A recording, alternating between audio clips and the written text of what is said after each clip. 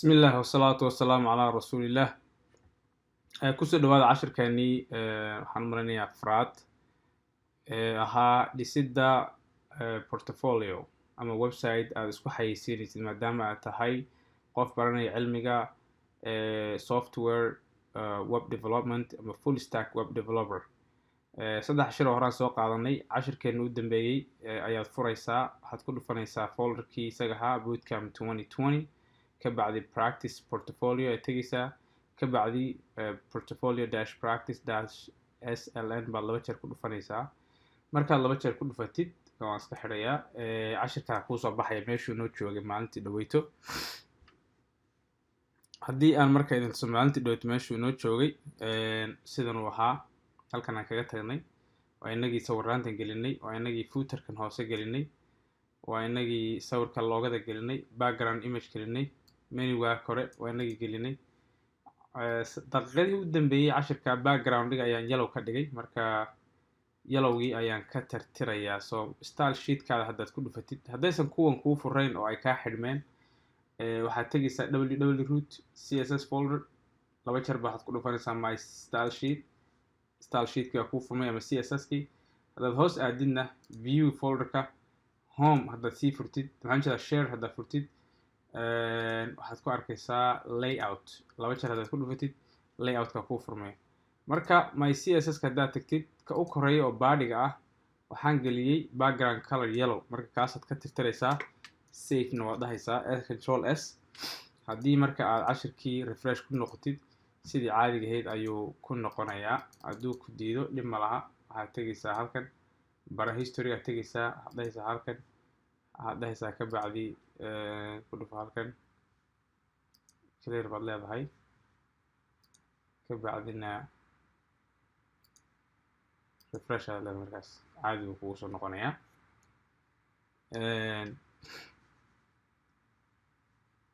okay, marka maanta insha allahu tacaala qorshahan waxaa weeye kow in aynu ka shaqayno menugaas, loogadan inaan ka shaqayno oon looga khatara ka dhigno, inaan magacan ka shaqayno oo aan css minaha basically cashirkeena maanta wuxuu ku saabsan yahay css-kii maadaama html inoo qoran yahay inaan css-kii ku dhammaystiro, ka bacdina cashirka shanaad inaan website-kii dhammaystirintiisa qaybihiisii ka dhimanaa. waxaan marka idin tusayaa website-kii oo dhammaystiran oo aan qoray oo markaasi wuxuu u noqon doono waa kan. marka website-kii haddaad fiirisid noocan uu noqon doonaa, inuu loogadan ay soo gasho meeshan. menuga hadda aad arkaysaan sidan u eg, aan halkan geliyay isu wax yar. menugan hadda sidan u ega saas kaga dheer iyo loogadan iyo waxaan sidanay noqon doonaan. saasay horta menuga u dheeraan doonaan, kuwan saa hoosta ah sidaasay u dheeraan doonaan. sawirkan qaabka daran sidanuu circle u noqon doonaa. alaabtan geeskan jirta ee hadda qarsoon halkan dhexda imaan doontaa. meeshan isku dhex yaacsane dhexda ah ee waxaan isku sawiraanta waaweyn iyo qaabkan nidaamsamay noqon doonaa sidan u eg. qaabkan aan ka dhigi doonaa, video baan gelin doonaa, sawiraanta hoos bay tegi doonaan. footerka u hooseeya ee aad arki doontaan hadda meeshan hoose jooga, halkan kan isaga ah ee meeshaas ka fadhiya, halkaasuu imaan doonaa, saasuu noqon doonaa. colorkana waan siin doonaa. waxaan ku dari doonaa contacts. haddaan contact ku dhufto waxaa soo geli doona telefoonkaada, addresskaada, emailka iyo mapka meesha aad degan tahay. haddii aad ku dhufatid projectyada aad sameynaysid ayaa soo geli doona. haddaa hoos socdo projectyada front end, waxaan sameeyaa front end, back end, waxaad ka samaysid database, waxaad ka samaysid ayaa soo fadhiisanaya. haddaad ku dhufatid about, haddaan ku dhufto waxaa soo fadhiisanaya about wuxuu ku saabsanaa waa kan about us, waxaan baranaa html iyo css iyo waxyaabahaas. marka website yar oo shaqeynaya maasha allah, oo portfolio oo isku xayeysiinaysid oo aad dadka u sheegaysid waxaa tahay anigu waxaanahay ruux sidana, waxaanahay software engineer, ka bacdina maxaan ku idhahdaa waxaan dhaqanaa skillskay waa waxaas, meesha lagala soo xiriiri karo waa kan ayaanu sameynayna insha allah. website-keeni marka hadda sidan u yaalaa, waa iska qurxin yahay. css-kii baynu ku bilaabayna insha allahu tacaala. waxa koowaad aan sameynayna insha allahu tacaala wuxuu noqon doonaa in aynu tagno, sidaa ii sheegayba css-ku wuxuu html-ka ula hadlaa saddex nooc, isagoo isticmaalaya class, isagoo isticmaalaya id iyo isagoo isticmaalaya html element inta waan kasoo hadalay waa kuwan html element iyo isagoo isticmaalaya class dot header hadda dot header waa classka xagga ku jira waa kan class header waa sawirka gadaalka yaalla marka hadda maanta waxaan ka shaqeynaynaa menuga u koreeya menugu sidiisa wuxuu ku jiraa ul waxaan nidhi waa unordered list li-yaduna ku jiraa so si aan kuwa uga shaqeyno kow horta waa inaan class u sameyno wax alla wixii li oo dhan waa inaan hal class u sameyno so waxaan dhahaynaa li-ga ugu horeeya ayaad dhexgelaysaa iyo calaamadaas xidhitaanka dhexdooda space baad leedahay ka bacdina class ayaad qoraysaa tab ayaad leedahay waxaa kuu soo baxaya equal iyo laba calaamadood waxaad ku qoraysaa menu bisaad ku qoraysaa classkan menu ah waa class uu leeyahay aduu hadda samaynayso macnaha ma jiro adaa hadda samaynaya ka bacdi laba jeer ayaad ku dhufanaysaa magacii control c waad soo copy garaynaysaa waad markaad save garaysid save garay control s ka bacdi css styleka ay tag meeshii u hooseysay oo classkii aad maalintii dhowad samaysay cashirkan u dambeeyay hoostiisa xidhitaanka ah ku dhufo banaankeeda then waxaad dhahaysaa dot then control v ku paste garee ama qorba menu menu then waxaad qoraysaa labadii calaamay mustachka u bixinay markaad mustachkii qortid css keed ku bilaabaysaa waxaad leedahay marka waxaa weeye display calaamadda waxaad leedahay laba dhibcood ahayd inline block horta waxaad leedahay menugeygii maadaama uu isku dhex yaacsanaa oo uu sidan ahaa horizontal vertical horizontal ka dhig so hadda saasay yihiin sidaa ka dhig wey hadda haddaan refresh dhaho calaamadda u horeysa waxa ku dhacaya fiiriya hal mar idinka raalli ah waxaa ka baxay dhibicdii kuwan dhibcay leeyihiin maartan dhibicdii kaawuu ka baxay durba taa waa tilaabada koowaad okay good ka bacdi waxaad leedahay markaas farta inaan horta aan yaryareynaan rabnaa marka waxaan leenahay font dash size font sizeka 14 pixels iga dhig okay widthka inta uu la ekaan hayo menu kasta maadaama ay afar yihiin waxaan leeyahay waa 100 pixels baan ka dhigayaa okay font weightka farta dhumucdeeda waxaa weeyaan baan leeyahay bold macnaha waad weyneynaysaa bold ka dhig okay margin tab korka kore maadaama ay u dhowdahay margin aan idin tuso intaana sameynin marginka waxa laga wado horta inta aan qoray bal inta hadda aan qoray aynu idin tuso waxay samaysay intaas control c aan save gareeyo control c refresh dheh fiir marka kii u koreeyay intan haddaan saa u wada qabto ka u koreeya ayaa isbedelay sababtu maxay tahay maxaa yeelay li-ga u horeeya ee menuga la yidhaahdo ayaan class siiyey waxaan jeeda li-ga u horeeya ee higher mia ayaan class siiyey kuwan kale weli classka ma siinin so kuwan kalena sii isla classki magaciisa isla classka laftiisa kuwan sii marka kan labaad li-giisa oo kan xidhitaankiisa ka hooseeya ah imow class dheh menu waa isla kii un ma garatay haddana kan kale oo projectiga kiisa ka koreeya class menu okay maxaa yeelay css ku inay wada isticmaalaan baan rabaa ka u hooseeya menu waxaan iloobay iyadana fadlan midkan ku qoran tahay code samples midkay ku qoran tahay waa ka koowaad ee higher midka ku xiga ee code samples ku qoran tahay ereyga code samples waxaad ku bedelaysaa contact baad ku bedelaysaa adoo raalle maalinkii dhowt inaan bedelaan iloobay contact baad ku bedelaysaa intaa bisa laga rabaa marka oo far waaweyna contact intaasaad ka dhigaysaa kan cafwan isagana mar labaad kan ay ku qoran tahay hire me home ku bedel isagana home marka waa home contact project and skill saddex afarta iyo abawda u hooseysa waa intaas waa shantaas kanna waan ka iloobay isagana u hooseeya uu iga qarsoonaaba class menu marka wax kale ma aha li-ga u horeeya class menu siinaysaa li-ga u horeeya class menu li-ga u horeeya class menu shantuba ka bacdi pageka isaga ahaa refresh dheh maaragta say noqdeen maasha allah dirba adoon waxba isbedelin saasay noqdeen dhammaantood xaggan ay wada baxeen wallahi saf bay galeen saf mid kale ku dhowna ma jirto korkay ku dhagiyin inaad aragtaan ma garanaya derbiga kore u shisheeyay ku dhagan yihiin marka inaan kasoo sikiyaan rabaa margin baa marka shaqada qabanaysa margin meeshaad ku aragtid waa derbi kasoo siki waay so ku noqo cs stylekeni waxaan leeyahay marka margin tab margin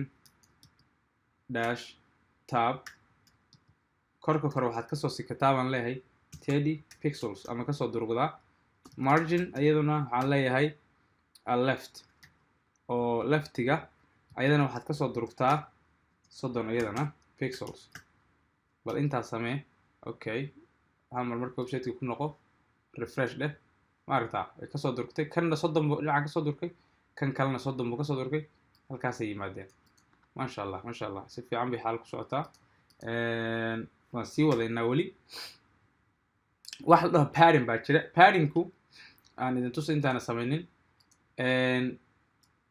waxaan rabaa inaan border mid kasta horta inaan border ku wareejiyaan rabaa markaan border ku wareejiyaan paddingka idin tusi doonaa marka insha allah so waxaan sameynayaa waxay dhahaan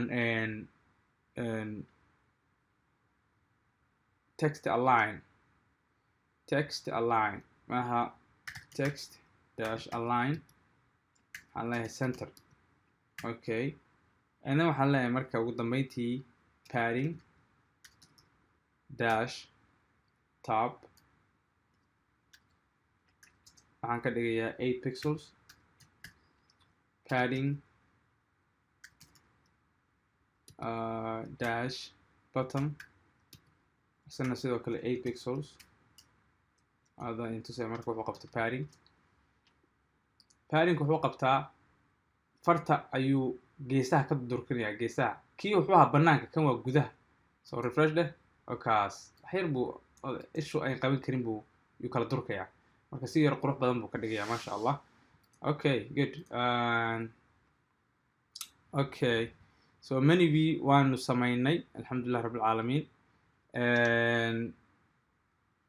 paddingkiina waan u samaynay aynu marka jeegarayno wixii aan u baahannahay kale kan ku noqo so kan waxa weeyaan let me see hadda maasha allah u wada haystaa waxaan rabaa waxa weeye aan kan ku noqdo in waxaan rabaa kan u horeeya saa u aragtiin fartu waa caddiin ma aragtaan fartu waa caddiin kan u horeeyo oo ah home page-ka inaan calaamadaas circle-ka ku wareejiyo fartan inaan caddiin ka dhigan rabaa intaan ba hadda ii dhiman marka kaas aan samayno insha allah si aan ugu wareejiyo kaas maadaama uu u horeeyo home yahay asaga waa inaan class labaad siiyo class dheeraada oo la yidhaahdo higher dash me inside classka dhexdiisa menidin baa ka durkaysaa wax yar ka u horeeya higher dash me baad siinaysaa control c waad soo copy garaynaysaa higher me classka cusbaa classku sidiisuu mar alla markii aad rabta meel gooniya cayiman in aad css gelisaa class la isticmaalaa so banaankaad ka imaanaysaa waxaad leedahay marka dot baad ka bilaabaysaa cafwan dot control v baad dhahaysaa ama waad qoraysaa higher me kii hadda aad samaysay ka bacdi waxaad leedahay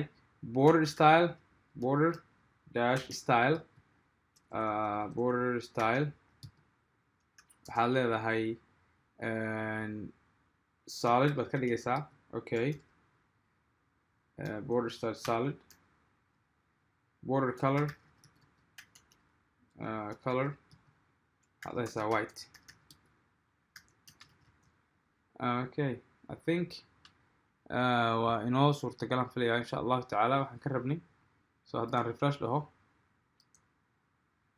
ilan xaggan waa cafwan ma aragtaa calaamadii circle-keed buu ku wareejiyay kuwan weli waxay yihiin white maaha waa blue marka white baan ka dhigaynaa insha allah mar dhow iyaduna insha allah waawe hadda okay insha allah waxaa jira marka aan dib ugu noqdo css kani aan dib ugu noqdo idinkoo raalli ah si aan wixii kalaasya u sameyno insha allah waxaan sameynay ka shaqeyno waa hadda waxaa weeyaan li-yadii li-ga maxaa ku dhex jira li kasta oo listi ah waxaa ku jira a-ga waxaan yidhi waa anchor tag waa linkigii waa wixii lagu dhufanhayay ama meeshii click lagu siinayay tusaalahaan haddaan dib u noqdo listigan 1 2 3 waa li laakiin waxa dhexda ku jira waa calaamada farta isku bedelaysa link baa la yiraahdaa link markaan ku dhufto meesha aaday ama waa anchor tag baa la yiraahdaa anchor taggaasi ayaan marka meeqaan haysanaa 1 2 3 4 baan haysanaa iyo 5 mid kasta marka waxaan waxa ku dhex jira oo magac ah oo asaga ku dhex jira ilaa waad aragtaa anchor taggii xaggana uu ka furan yahay xaggana uu ka xiran yahay dhexdiisa magacyadu ku jiraan waa magacyada soo baxaya ee aragtid ee waxa ah marka waxaan rabaa in magacyadaasi aan cabdin ka dhigo marka sidii kanba aan class ugu sameeyay ayaan anchor tag kasta waxaan u sameynayaa hal class oo la yiraahdo nav hal class oo la yiraahdo nav link so midkan pound calaamadan poundiga dhibicdeedaas iyo tan dhaxdooda ay kala gelaysaa space baad leedahay class dena waxaad leedahay nav dash link intaas leedahay bis nav dash link waad soo copy garaynaysaa nav link markaad soo copy garaysid ayagoo dhan ayaad siinaysaa classkii class control v ku paste garee kan kale ku dhufo halkaa kasii gal class class waxaad leedahay control v isagana ku paste garee cafan meel khaldamaan geliyay kan inaan geliyay ahayd anchor tagga halkan ma ahayn inaan kaa geliyay control v halkan hoose control isagana v kana yimid isagana control v so anchor tagyadii oo dhan class baan u sameeyay la yiraahdo nav link make sure inaysan meesha iskaga ka dhigin hadday saa tahay isku dhegan tahay way ka halaabaysaa markii space u dhaxaysay dhammaantood save garee css keeni tag kan hoostiisa sida caadada ahayd dot oo class ka taagan iyo magacii then waxaad furaysaa mastashkeeni aan naqaanay markaa mastashkeeni furtid waxaad leedahay colorka nav linkyada colorkooda dhexaad ku qoraysaa la soo dhexdaad ku qortid color oo farta ah waa white waa marka koowaad waxaad leedahay text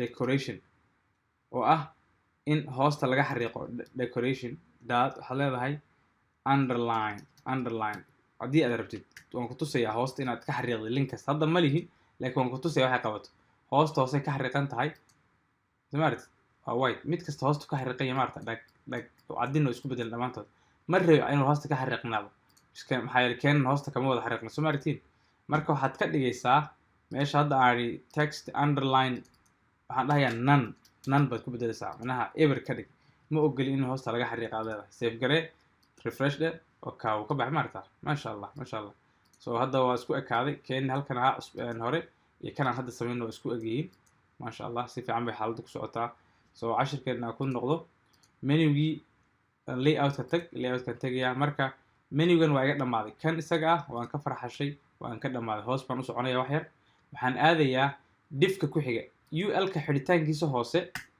hal diff baa ku xiga diffkaasi waxaa ku jira haddaad dib u noqdo waxaa ku jira sawirkan loogada ah cabdi ama magacaadan engineerkan iyo textigaa hoose ee qarsada intaasaa ku jirta seed u garatay maalintii baad gelisay imagekii oo loogada ahaa cabdi iyo engineerkii hr oo xariiqina iyo p daas oo paragraph oo iska sheekeynaysa waxaa tahay intaasaa ku jirta sidii oo kale marka waa inaan class u sameyno mid walba kan class u sameyno kan class u sameyno kan class u sameyno si aan wixii u qurux badnayno insha allahu tacaala marka hadda taa aan ka shaqeyno oo aan kan waxaan siinayaa u koray dhifka ul ku xiga waxaan siinayaa class la yiraahdo banner dash area waxaan rabaa inaan idin sheego wax yar classyadan anigaa iska qoranaya magacooda magaca u bixintu aday kula jirtaa macnaha qasab ma aha runtii inaad wax la yaqaano u baxsatay waxa doontaad ka dhigan kartaa class kasta adigaa madax xor ah aan marka hadda menugu waxaan raacinayaa waxa meesha ku qoran waxa uu yahay ayaan badanaa u ekisay hadduu menu yahay classka menu aan dhahaa hadduu yahay link waxaan dhahaa link hadduu yahay banner ama sawir waxaan dhahaa banner macnaha waxaan isku dayaa inaan match gareeyo waxa uu ku saabsan yahay si aan u fahmo hadhow laakiin qasab maaha waxa doontaad u bixin kartaa kan marka waxaan u bixiyay banner area so banner area soo copy gare asagaan marka waad ka shaqeynaynaa maxaa yeelay waxaan jeclahay kolba midkiiba inaan hal mar intaa qabto si fiican ooga shaqeeyo so waxaan tegayaa css keeni hoosaad tegaysa sidan caadada ahayd dot oo class calaamadiisa banner area ka bacdi labadii qowseyn ka bacdi waxaan horta widthka ama widthka waxaan leeyahay waa 600 oo pixel dheer ii noqonayaa ka bacdi margin left dhinaca leftiga ah horta waxaan leeyahay marginkaadu oo leftiga ana waxaad kasoo durugtaa 10% kasoo durug. Okay, maxaa kale text wixii text kugu dhex jirana align waxaad geysaa center. intaasaan qoraya. kan waa widthka oo inuu ii weynaado oo hoos u dheeraado. kanna waa left xag kasoo durug. waan ka hadalnay marginka in derbiga laga soo durjinayo 10% iyo taxiga ku dhex qoran oo dhexda aad keenaysid. maxaa yeelay haddaad u fiirsatid cashirkeennii hore waa kid sawirkan derbigu kasoo durka dhexdan keenay kan dhexdan keenay marka inagu hadda keenu xaggii ku wada dhagan yihiin ma aragtaan. marka bal inta aan sameeyo refresh haddaan dhaho ma aragtaa maasha allah dhexda xaggii soo wada 10% center durbu waa soo yar fiicnaanaya ma aragtaa. intaasaad qortay waa usoo adkay inta hadda yarta saddexdaa shay aan qoraa sidaa baa ka dhigay. marka hore qoorxun ahaa. marka CSS ku waad garan kartaa faa'iidadeeda. okay good intaas si fiican baan u qoray. waxaa inoogu xiga marka aan HTML ku noqdo kaa ka shaqeyna sawirkan inoogu xiga. sawirkeenu waa qoorxumo class la yidhaahdo waxaan siinaynaa me meesha calaamadan gadaasheeda class la yidhaahdo me CSS keenu ku noqo hoosta kan imow waxaad dhahdaa .me idan classka aduu kugu saabsan waa loogadaadi moogta. miyay maxaa tahay me waa sawirkii marka aniga dhihi kartaa sawirkayga dhihi kartaa waxa doonto u baxso adigu laakiin ani me baan dhahay. heightkiisa sawirka horta heightkiisa waxaan ka dhigayaa 150 pixel baan ka dhigayaa. widthkiisa ama balliciisa dhererkiisana waxaan ka dhigayaa xanjida balliciisa waxaan ka dhigayaa 150 oo isla ekaysiinaya xaggii xag afarta garjahaba. borderkiisa border colorka waxaan leeyahay waa white ama had ka maadaama ka waxa dhahdaa red ka dhig haddaad doontid adiga ku jirta I would say green. I think maybe that's gonna work. Green. border style waxaan leeyahay dashed border dash radius intaana border radius qorin horta intaan aan sameeyey bal aan aragno iska tirtir save gareeya intaas. waxaan jeclahay waxaad qortid in aragto sawirka intaa la eg ee hadda aad aragtida sidana ayaan refresh leeyahay ma aragtaa wuu yaraaday calaamad green oo tixtixiyaha haraha ka martay oo soo qurux badnaanaya. okay ku noqo meeshii border radius waxay qabataa sawirkay waxay ka dhigtaa wareeg. marka 100% waxaan leeyahay wareeg ka dhig. haddaad aad 20% uu wareeg yar qalloocsan buu ka dhigayaa. haddaad aad aan ku dayo 100% haddaan dhaho hadda 20 tusaale ahaan haddaan adiga ku baro oo ku tuso fiir wax noqdaa wax dhaca geesi bay ka yaraataa maarta wax yar bay xag ka yaraataa xagga laakiin weli afar gees weey. marka ana waxaan rabaa 100% inuu wareejiyo baash 100% ka dhig. okay aan bal isku dayo markaa refresh dheh maasha allah qurux keenii hore saas uu ahaa kan waa kan good bal qurux badan uu noqday oo cagaar wato. colorka wareega adaad blue ka dhigo green ka dhigo ku falaad yellow ka dhigo aday ku jirtaa. waxay u egtaa inuu kan kasoo durugsan yahay wax badan baa u dhaxeeya ka iyo kan Soomaalidiin kan laakiin uu u dhow yahay. marka saan uga soo durjinaa derbiga margin aad baratay margin haye ii sheeg inta ka dhiman tab margin tab maasha allah waxaan ka dhahay 40 pixel leh 40 kasoo durjinaa 40 cabirka la yiraahdo kasoo durki. waxaan leeyahay refresh maasha allah way kasoo durugtay dhag hoos bay soo gudubtay maasha allah war cadaaday u dhiisay inaan garanayo. markii aan bilaabayn cashirku alaabtan qoorxuma ahayd hadda laakiin waa aragtaa say ku socoto quruxdeeda kan iyo kan hadda isku egyihiin maasha allah way soo lahanayaan. waan sii wadanaynaa HTML-keena aan ku noqono maxaa ku xigay image waxaa ku xigay labadan cabdi iyo header 1kan iyo header 2ga iyo HR-ka ku xigay. sida caadada ahayd mid kasta waa inaan siino maxay ahayd class. laakiin CSS-ka waxaan idhi saddex qaab bay oo la hadashaa HTML-ka iyadoo isticmaalaysa class haye oo kana iyadoo isticmaalaysa HTML elementiga leftiisa oo ah kuwan hore HR kuwan smart HR-ka iyo waxyaabahan. so HR-ka maalin horaan kasoo shaqeynay H1-ka iyo H2-gana maalin horaan ka shaqeynay saan filayo oo waxyaabahan u sameynay.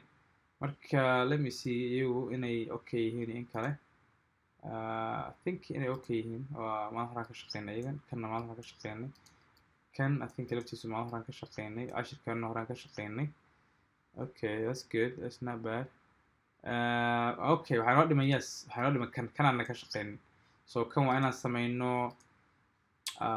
aan u sameyno class waa paid waa paragraph class u sameey la yidhaahdo bio oo ah paragraph ama your bio your informationkaada save garee waxaad imaanaysaa kan css kan imaanaysaa hoos aad class la yidhaahdo bio qor oo walkii dot bio calaamadii ideed baad furaysaa ee barakeysnayd ka bacdi bio waxaad ku qoraysaa colorkeeda iyo fontigeeda bas intaas harnaa color inaan white ka dhigno maxaa yeelay hadda waa madow white white font size-ka ama farta dhumucdeeda waxaan ka dhigaynaa 14 say u yar balbalaarato hadda waa 12 aan filayaa okay maasha allah haddaan refresh dhaho eg oo kaas oo soo bax fartiyo balbalaaran iyo maxaan ku dhahdaa sawirkii marka si fiican buu baalka usoo baxaya maasha allah waa korkii kor waan dhamaynay wax hadda kor kugu dhiman haba yaraatee ma jirto marka hadhow la gaadho cashirka labaad baan kuwan hadda haddaan ku dhuftid meel lama aadayaan meeshaa kore maarata pound baa soo gelaya haddaan ku dhufto meel ma aadayaan hayal shaqadii baa ka dhiman kan laakiin haddaan ku dhufto meel bay aadayaan see about projects contacts waxaan ku dhahay index kan laakiin shaqadaa weli way dhiman tahay cashirkeena shanaad baan ku dhamaystiri doonaa pageski baa dhiman meeshay aadi lahaayeen baa dhiman in laga shaqeeyo hadda laakiin qurxinti baan wadnaa weli hadda halkan aan ka shaqeynaynaa home pagekan kanaan usoo dhadhacaynaa ninkan halkan yaallo ayaan usoo dhadhacaynaa qurxintiisa arrintaas marka shaqo badan bay u baahan tahay marka dhagaha waa in la furo insha allahu tacaala waxaad imaanaysaa maadaama hadda aan ka farxalnay layoutka tag aan ka farxalay kan waxaad imaanaysaa oo ku xiga hoos soo daada kor baan kasoo bilown la soco menu aan kasoo bilownay waan soo wadnay bannerkan ku xijinay waan soo wadnay hadda waxaad imaanaysaa render body oo kuwana ayaad imaanaysaa render body waa meesha caloosha website-ka kuwa kore waa kurkii kore hoosta hoose waa footerkii ama walwihii render body waa calooshii kani waa mainka website-kaadi kaasaan marka hadda ka shaqeynaynaa si aan kaa uga shaqeyno waxaan u baahannahay dhowr shay kow horta class waa inaan siina diffkan render body ka koreeya horta waa inaan class siina sidii caadada inoo ahayd class waa inaan u bixino main maadaama uu main yahay ka bacdi css ka tegaynaa waa very simple dot main calaamadii aan furaynaa ka bacdi waa inaan hadda ka shaqeyna marka main waa inaan aan meel saarno insha allahu tacaala so main isaga wax kale kama rabno waxaan leenahay kow min heightkaada ugu yar waa inuu noqdo 600 pixels 600 oo pixel baa kugu yar wixii ka weyn alxamdulillah laakiin ma rabno inuu yaraado waa inuu kala fidaan rabnaa oo kala cararbaalku waxaan ka wadaa what do I mean hadda haddaad fiirisid sawirrada halkan aan gelinay iyo waa isku dhow iyo isku dhegay marka waxaan rabaa inuu calool weyn wax lagu qori karo iisoo baxdo oon saa iskaga durjiyo sawirradana hoos ka geeya sida kanba calooshaa weyna greenka ku wareegta soo maaragtay greenka ilaa iyo halkaa aad tagto sawirradiina halkaas iska geeyay waana yaryareeyey so sidaa darteed sawiraanta waan yaryarayn doonaa ninka weyna hadda bida ah hadhow intaasaa kasoo hadhi doonta yarta waa aragtaa meeshaan geeyey waa yaryahay halkaas marka hadda intaas refresh double maba save garin maa filayaa ku noqdo main height waa 600 baan idhi main height and then justify waxaan leeyahay content justify content center contentigaada ama waxa lagugu dhex qorana centerka gee baan leeyahay centerka gee haddaan save gareeyo oo aan refresh dhaho let me refresh dhaho refresh I think control H this with the H down dhaho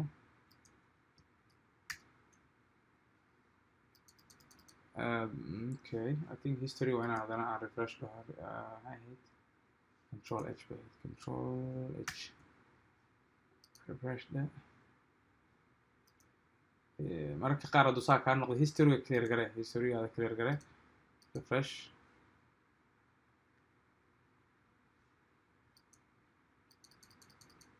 okay waayo ii diiday bal dib uu noqdo wax yar adiga raale so class waa main kan classkiisana waa main man I'll save it.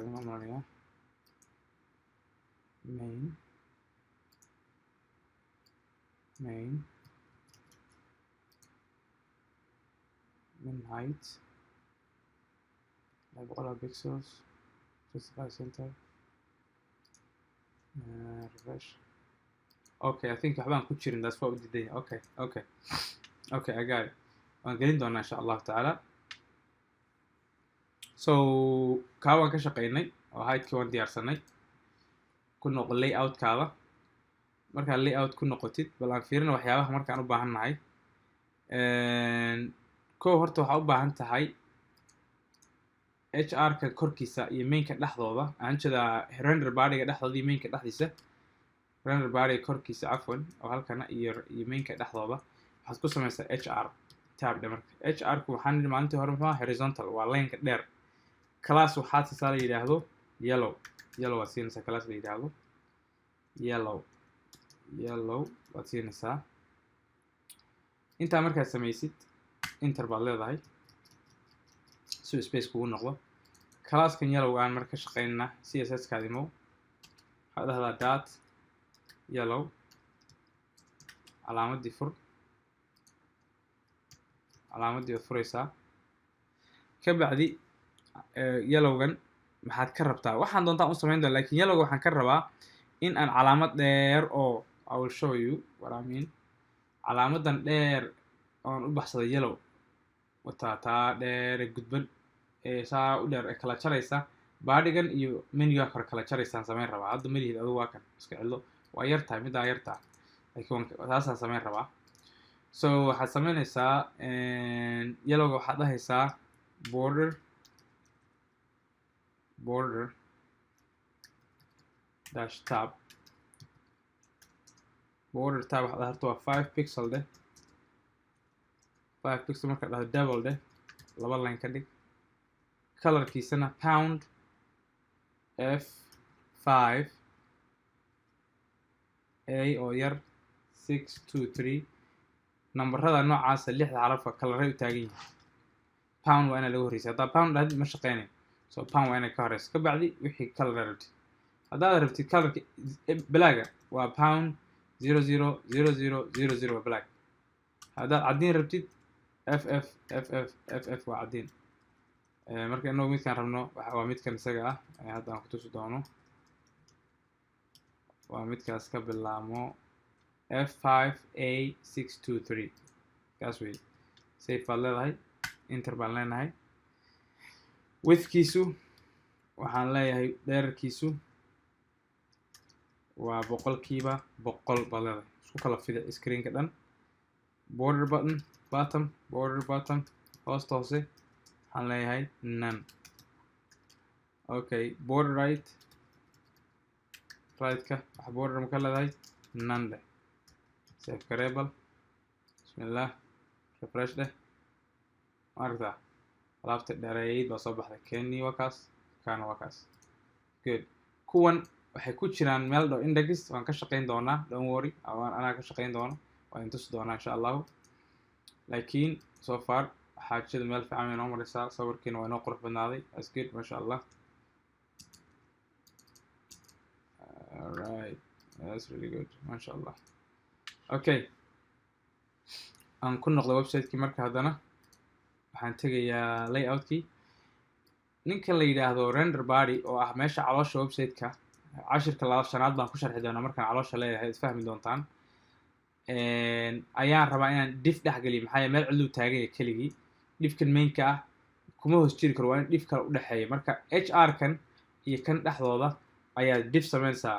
diff keligii baad dhahaysaa tab dheh, markuu saa kugu subo dhexda ka gal, adoo dhexda kaga jira render body-ga saa u highlight gare, control X dheh oo cut camal ah.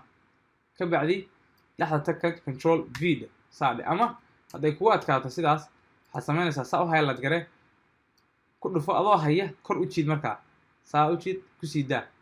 ama hadda intaaba kugu adkaato oo aad intaaba samayn weydo, iskaba tirtirkan dhexda tag add sign render, waad qori kartaa gacanta malid render body uu kusoo baxaya wakaas.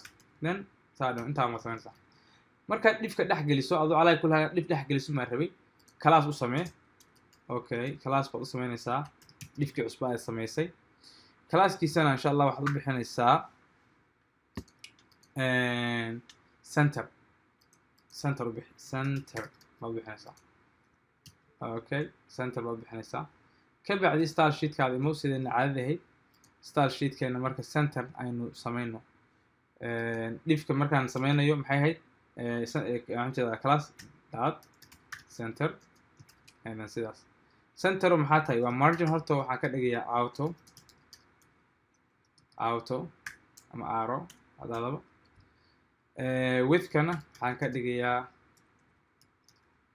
70%. okay, what else? borderka waxaan leeyahay waa 3 pixels marka koowaad, waa solid marka labaad. colorkana waxaad ii siisaa 73A. oops, halday 3 pixels border 3 pixel. oh kanaan sameeyay inaan xidhan maayo, waan xidhay. calaamada semicolon waa lagu xidhaa, lama ogola in la xidho. so 73 AD21 and then xidh markaas. capital waad ka dhigi kartaa, far yar waad ka dhigi kartaa, aday ku jirtaa, labada hore wuu shaqeynayaa. intaa markaad samaysid then enter dhe waxaad leedahay padding kala durki waxa gudaha ku jira oo ka durki 10 pixels ka durki. save garee. haddii aad arrintaas samaysid oo dib u noqotid oo aad markaasi refresh dhahdid, masha Allah, look, alaab waxaa soo baxday green ah oo saa u qurux badan. wixiina dhexda gelisay, sawiraantiina gadaal iska marisay ayaa soo baxday. marka horena wuxuu ahaa, waad garanaysaa, nooc minal Japan buu ahaa. calaamadahan dhibcaha halkan kuma jiraan. waan ka shaqeyn doonaa sheekadaas, waa hagaajin doonaa, don't worry. hadda CSS-kii qurxintii waan ku jiraa. okay, good job. I think taas waxa marka aan sharxay intan yarta haddaan qoray. kow waxaan idhi marginku waa awro, minaha kor iyo durkintoodu asagaa isxukuma. widthku waa 70%. widthku waxaa laga wadaa balacan intaan la eg 70% waaye. 15na xaggan ka soo kac, 15na xaggan ka kac, 15 lagu daro 30, 70 lagu daro 100, marka 70 maani. marka 15na xaggan ay ka soo kacday isla eegay dhex bartanku imaanaya. 80 maad ka dhigi kartaa, aday ku jirtaa. good. borderkana waa green, waa calaamadan ku wareegsan ee borderka greenka ayaa border aan ka dhigay. paddingkana waa waxa gudaha ku jira. haddaan hadda kan ka tirtiro paddingka, haddaan ka tirtiro oo aan markaasi refresh dhaho, u fiirso qoraalkan derbigan cagaaran buu sanka ku hayaa.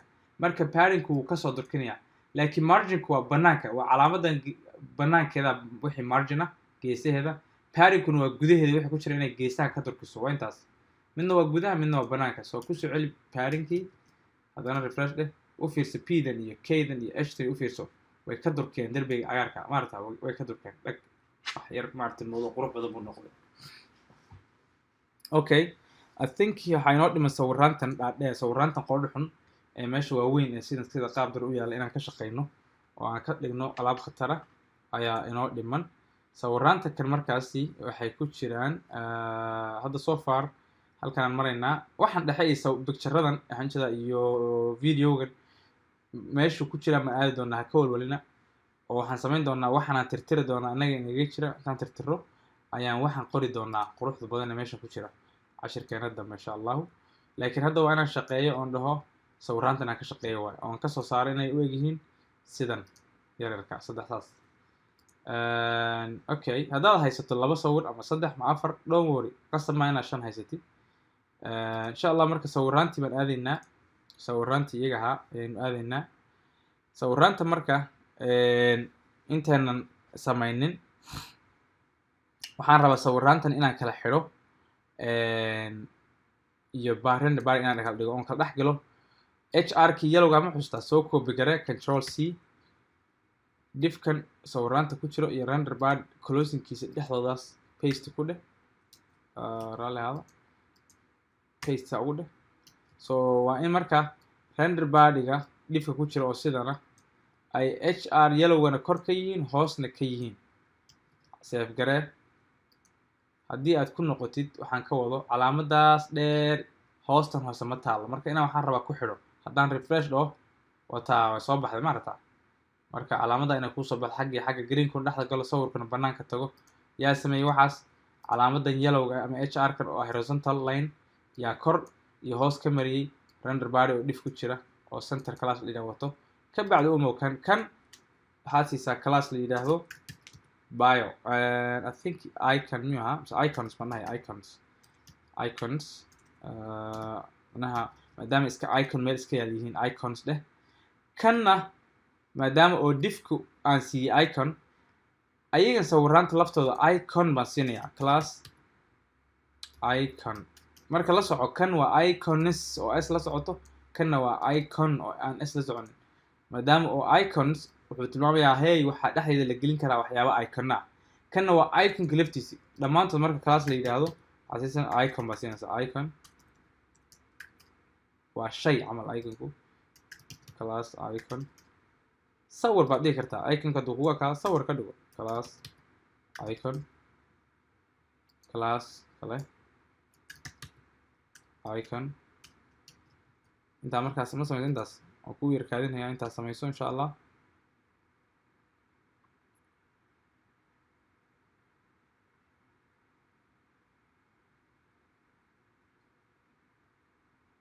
okay I think intaa waad samaysaan filaya now waxaad samaynaysaa CS style sheetkan tegaynaa banaankeedaan imaanaynaa icons ka bilow kii asta watay marka koowaad ay baan ka iloobay cafan raalli ahaada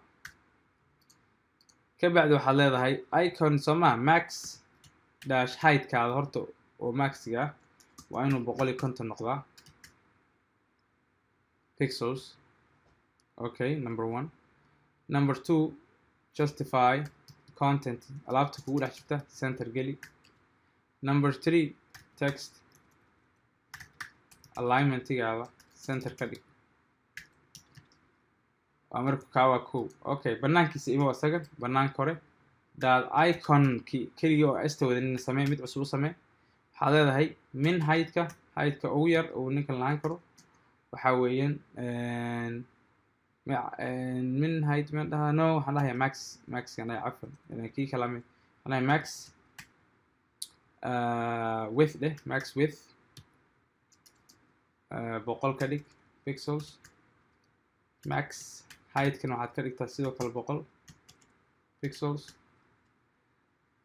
margin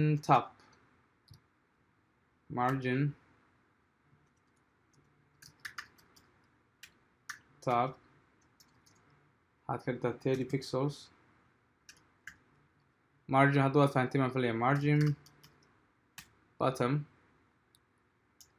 bottomka hoose waxaad ka dhigtaa 45 pixels save gareeya ka bacdi run gareeya oo hal mar refresh dhaha masha allah qalbiga quruxdaas wixii dhannaa qool xumaa ee isdaba yaallay saf bay galeen way yaraadeen saasay u ekaadeen beautiful okay I think website-keeni wax website ahaan u eg buu noqday CSS-kii baan ku wadnaa CSS-kuna qiimaha ay leedahay waad dareemi kartaan website-ka HTML keligeed meel istaagan wax ma tarta runtii waxa qurxiya ee bilicda u yaala waa CSS ku kale oo bootstrap la yidhaahdo oo CSS-kana kasii khatarsanna way noo soo socdaan baran doonaa insha allahu tacaala hadda waxaa noo dhiman oo keliya midkan hoose la yidhaahdo footerka inaan isaguna ka dhigno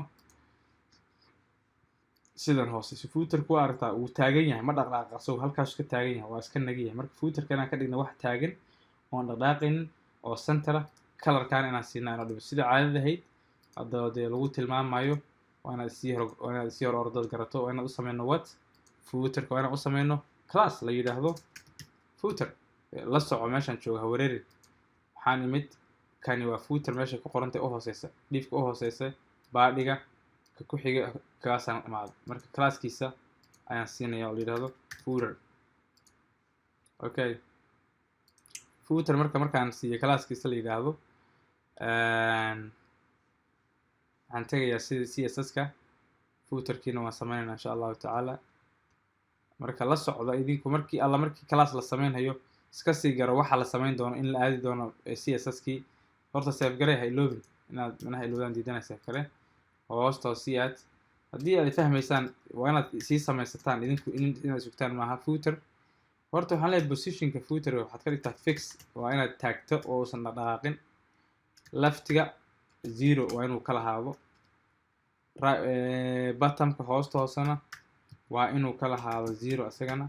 Okay, waxaa kale widthkiisu waa inuu 100% noqdo oo isku fidiyo screenka dhan 100%. border bottomka hoosta border buu kala yahay maya none weeye, waxba kama laha hoosta hoose.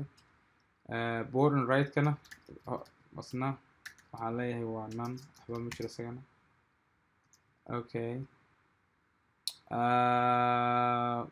waxaa inoo soo haray I think waan ka dhaafaynaa kuwan uma baahnin maa filaya labadan xabe borderka I think ka tirtir I don't think we need it, uma baahnin maadaama 100% positionkan fix ka dhigna uma baahnin maa filaya. marka background colorkan yaa u baahannahay background color oo ah colorka hoose background color waxaad ka dhigtaa maroon ka dhig, waa burgundy marka colorka dhahaan Soomaalidu. farta oo xarfaha ku qorana white ka dhig. text align textkana centerka inoo keen text align center noo dhig. save garee marka intaas. positionka left 0 width 100% background waa burgundy, colorka farta waa cadin, dhexda isku keen fartii oo dhan. Okay, hadda waa arta meesha jooga bal fiir markaan refresh dhaho dhag masha Allah smart ala soo fadhiistay. burgundy waa colorkii, farta dhexda imaatay cadin bay noqotay, geesaha iyo eber hoosta hoose waxba space kama leh, dhag weeye. I think xaalkeenu aad buu fiican yahay masha Allah. waxa inoo dhimanaya kaliya waxaa weeye in aan ka shaqeyno cashirkeena dambe insha Allahu tacaala oo kan ku xigo inaan kaga shaqeyno kan calooshan aan ka shaqeyno iyo kii kale. marka insha Allah cashirka intaas ku kooban yahay. home page-ka ka shaqeynaynay shaqadeena waxay ahayd oon qabanay in aynu maxaan ku rahdayay alaabahan sameynay home page-kii, logadii, cabdigii, centerkii, bodigii, sawiraantii iyo iconadii, footerkii.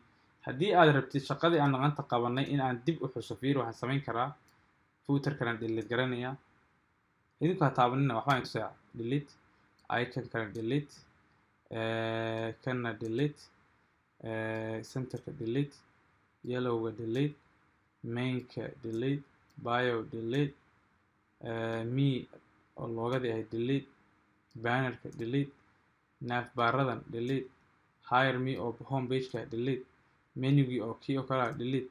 halkaasaad igu imaatay markaan bilaabin halkaasaan joognay shaqada oo dhan baad qabateen. haddaan hadda refresh dhaho website-keena sidii aad igu imaateen buu ku noqday maarta markaad ii imaanaysan suu ahaa. okay, waxaan sameynayaa marka hal baan usoo celinayaa control Z baan leeyahay ha ii soo noqday menugii. okay, waan save gareeyay refresh maari kaasaa soo baxay. okay, so waxaan ku barayaa wax walba saa u waran wuxuu qabtay. haddana control Z baan idhi maadaama hire me baa soo baxday. save baan idhi refresh taasaa circle noqotay. good, maxaa kale control Z. okay, nav link yaan sameynay xaguu qabanayay nav link refresh oo fartuu cadin ka dhigay calaamadii hoosta ka xariiqina uu ka saaray. okay, good, control Z. banner area soo baxday. okay, banner area xageed qaabilsanayd dhag receiver alaabtan dhexda isu keenay fartan laakiin weli waa black. okay, control Z. me loogada la yidhaahdo ayuu ka shaqeynaya saaxiibka refresh dheh dhag khatar buu ka dhigay. control Z. bio xageed ahayd. okay, refresh dheh. okay, fartii bay cadin ka dhigtay. good, also control Z waa mainkii refresh dheh mainka. okay, kan I think you get the point. marka hadda inta dhan waan dhamaynaya marka iyadan control Z footerka ugu dambeeyaan falayaa asaga ugu dambeeyaan falayaa refresh dhag. okay, insha Allah waa inuu halkaas cashirkeena dambe. assalaamu calaykum waraxmatullaahi wabarakaatu.